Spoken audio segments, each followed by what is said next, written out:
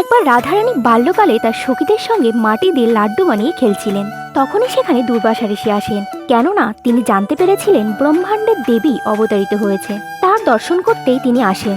তখন ললিতা সখী ও বিশাখা সখী ঋষিকে দেখে বলেন, বাবা, আপনি এখানে এসেছেন, আমাদের কিশোরীজি লাড্ডু বানিয়েছেন, খাবেন?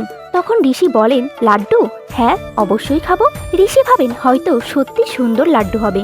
তবে যখনই রাধারানী ঋষির হাতে মাটির লাড্ডু দেন, তখনই ঋষি সংকুচিত হয়ে ভাবেন এই মাটির লাড্ডু তিনি কিভাবে খাবেন।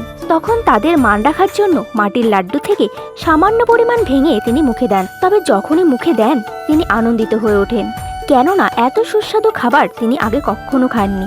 তখন ঋষি দুর্বাসা রাধারানীকে আশীর্বাদ দিয়ে বলেন, লালি, তোর হাতে তো সাক্ষাৎ অন্নপূর্ণার বাস। যে তোর হাতের তৈরি খাবার খাবে, আজ থেকে তার লম্বা দীর্ঘ আয়ু হয়ে যাবে।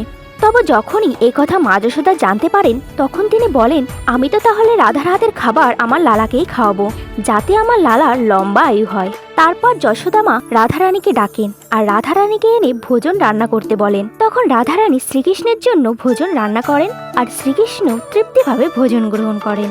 রাধে রাধে।